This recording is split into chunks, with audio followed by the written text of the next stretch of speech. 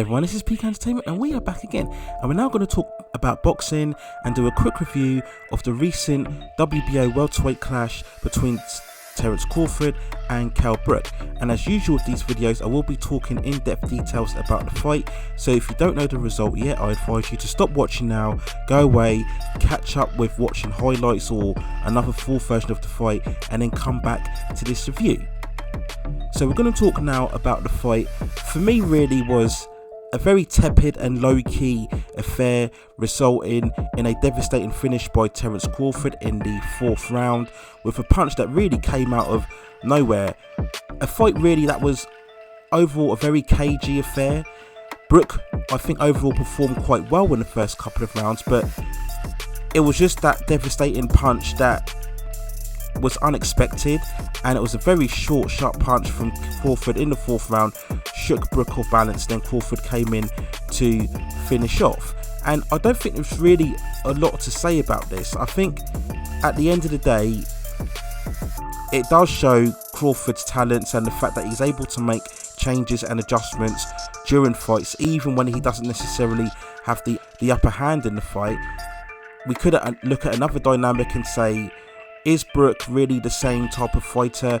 There's no doubt about his physical condition or his training towards this fight. There have been no issues that have come up recently after this fight suggesting that he was ill prepared or ill disciplined.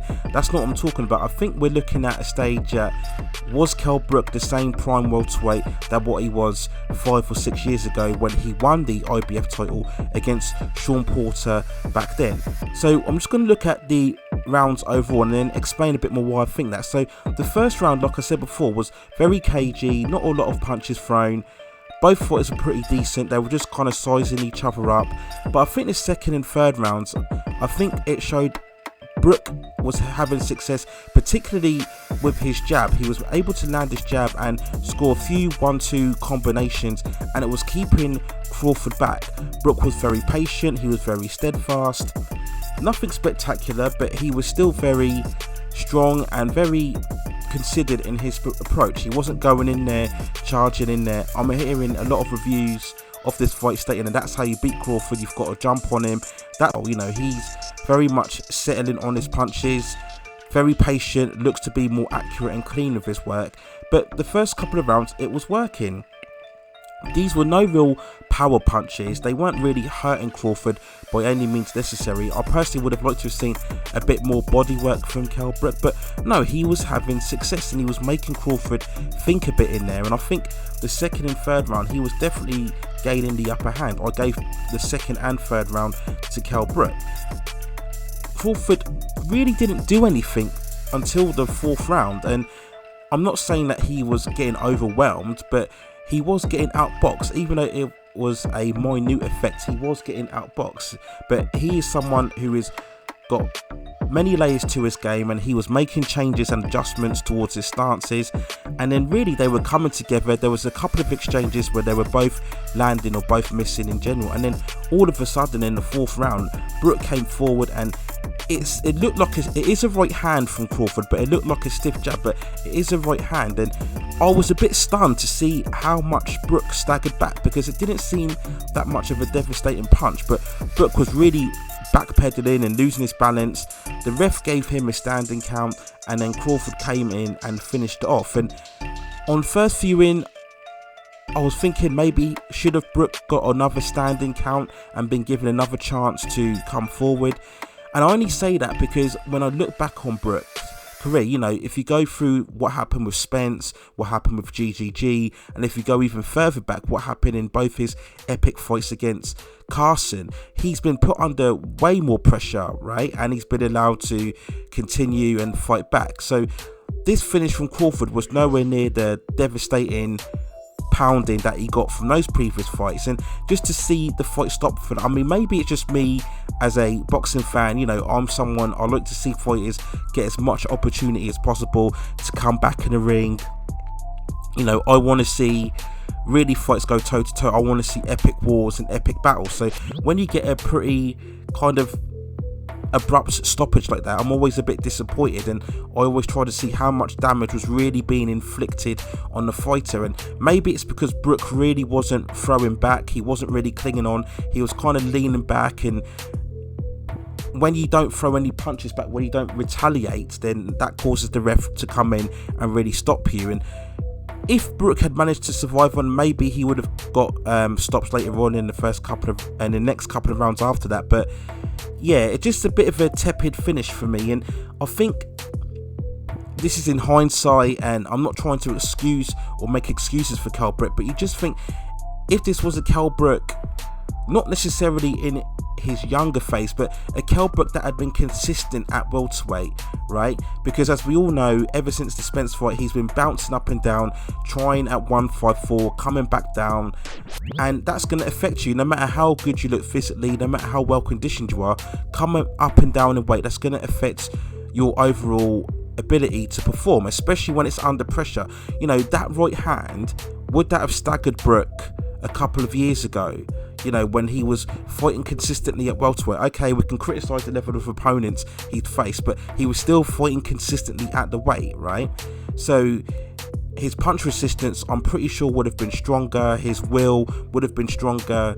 Again, was there a carryover from the previous two fights? I wouldn't say that as much in this case. I just think it's a case of he's 34, and I think near the end of his career now, coming up and down in weight wouldn't have helped, and maybe that affected his punch will and his punch resistance many ways. But Crawford, credit to him, he finished very well, came in there, didn't mess around, got his opponent out of there. Does it really do anything to enhance his status? For me, no. And I said that in my fight preview, that any victory over Kell Brook doesn't really enhance his reputation. I mean, pretty much most fans regard him as the pound for pound boxer anyway, but I don't think this does anything more to tell us whether he would be the dominant favourite against any potential fight against Errol Spence. I just think it just further cements his reputation as an elite fighter. Okay, and now I know there's details of the fact that his contract with Top Rank runs out, I think it's next year. A lot of people are saying I think it's September, October next year, and there's a lot of speculations about what Crawford will do. Will he cross over to BBC, where really that's when he can get the bigger fights? You know, as we all know, the bulk of the welterweights are all over BBC. Spence and Garcia are due to fight, I think it's next couple of weeks. Obviously you've got Sean Porter over there. I think that would be a very good fight for Terence Crawford, because Porter is strong, Porter is physically dogged. You know, I don't think that punch that Crawford scored against Brook tonight, I don't think that would rock Porter as much, right? And I know that seems a bit crazy considering that Brook beat Porter, but that was very much of a close grappling match between the two, and Brook won against Porter through cleaner work. He didn't overwhelm or destroy Porter in that fight, but that's the fight I would like to see next, Crawford against Porter, because there you're dealing with a very strong fighter who will come forward and be very rugged and look to really attack Crawford through the body, and that's what I'm not seeing from a lot of opponents. I think that's the key. You've got to try and really get in Crawford's face and attack the body more and really look to slow him down. I'm not saying it's easy by any means, but I think that's what you've got to do against Crawford if you want to be more successful. So it'll really be interesting to see the next opponent that Crawford decides to face, whenever that is. I still believe that any fight against Spence is at least a year and a half away. That fight doesn't happen until we start getting crowds back in boxing ring. I don't care what anybody says, it's not a big enough fight to have on pay-per-view without any crowds. They're going to need the crowds for that fight. So I wouldn't get excited about any potential seed. I'm actually a bit interested about this fight between Spence and Garcia. I think that's going to be very interesting, especially because Spence is coming off that car accident that he had a while ago now, and I thought Spence would have had a couple of easier fights first before going into the Garcia fight, so that'll be interesting to see as well. But just on this fight alone, I think for Crawford, just to see if he can get any fights against a top welterweight in the division. Like I said, Porter would be a very good fight that I would like to see. As for Kell Brook, I think really now I would say he's got to look at retirement now. Where can he go? Where can he go? There's no real point in going back to 154. There's no big money fights out there for him at 154. Like I said in my fight preview, he is not a massive pay-per-view superstar, and the fights will be tough at 154. And if you're getting rocked against punches like that against Terence Crawford at this stage of your career, what's it going to be like at 154? That those fights are going to be very tough. So there's no route for him back at welterweight. I don't know who he can really fight at welterweight. I don't want to hear any stories about Amir Khan. I don't want to hear about that. You know, that ship has sailed 4, 5, 6 years ago. I don't want to hear any kind of hype or talk about that fight. It does nothing for fans at all. You know, again, you'd have that without crowds anyway at this stage. Nobody wants to see that fight. You know, without being too cruel, both fighters are now really damaged goods. You know, you look at the losses they've had against Canelo, GGG, Spence, etc., Crawford. Now they're just damaged goods. There's no hype, there's no interest in that fight at all. So I don't want to hear that. Where else can Kell Brook go, really? You know, at best I think you can maybe have a farewell fight, but again, it's going to be without crowds. I think if we were in a normal state of affairs, maybe he could have one more fight in front of his Sheffield fan base as a kind of farewell fight, but we can't even really get that now, can we? So I just can't see where Kell Brook can really go. And I'll probably do another separate video about the course of his career. I have done a previous video about that, and you can check that on the channel, but I just don't see where Kell Brook can really take his career going forward from here. There's no fight out there for him. There's no bigger payday out there for him.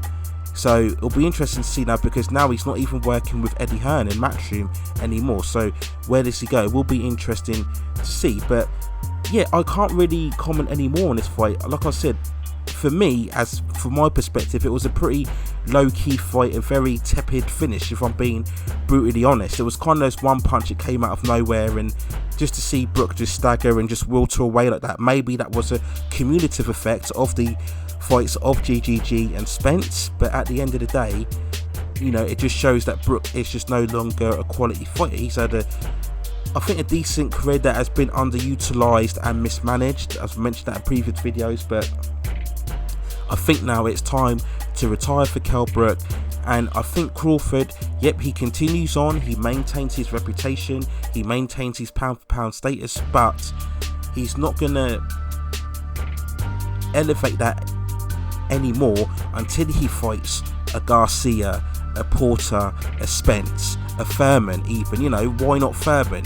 What, you know, Furman's kind of been in the wilderness really ever since he lost to Pacquiao. Why not try and strike a fight against Furman? That would be an interesting fight as well, right? So until he fights one of those guys, I don't think it's just worth getting too hyped up about who he gets in the ring. Fighting Amir Khan and Kell Brook, who were towards the latter stages of career, for me does nothing for him. It doesn't enhance his status at all. So that's the next stage of Terence Crawford, and you think he hasn't got long left. He is now what, 33 now, so he's really got to be decisive now in the next stage of his career. You know, at best he's probably got another 3 or 4 years left in his career, so he's really got to make the most of that now and make sure that he is fighting these top elite opponents to prove to everybody that he is this outstanding fighter. You know, I was watching some of the ESPN coverage saying he could fight in any era, the era of Hagler, Hearns, Duran, Sugar Ray Leonard. Well, we need to see that now. We need to see him take on these elite welterweights and prove to everybody that he is the best of the best. So that will be interesting to see the next opponent that he selects in the future. So that's it for now. Those are my thoughts on the fight between Terence Crawford and Kell Brook. Let me know what you think in the comments below. Do you think this does anything more for Crawford's status? Do you think Kell Brook, now he's reached the end of the road, do you think he should retire now? There's nowhere else for him to go. Or are you really interested in any potential fight between Khan and Brook? Are you really interested in that? I don't think much people will be, but let me know in the comments if you think there is. And how can Crawford now fight these top level opponents, end this contract with Tom Brack, and then surely cross over to PBC where he can get these bigger fights and prove to everybody that he is pound for pound the best boxer around? So that's it for now. My thoughts on the fight between Terence Crawford and Kell Brook. Let me know what you think in the comments below. Take care of yourselves, stay at safe distances, and I will see you very, very soon.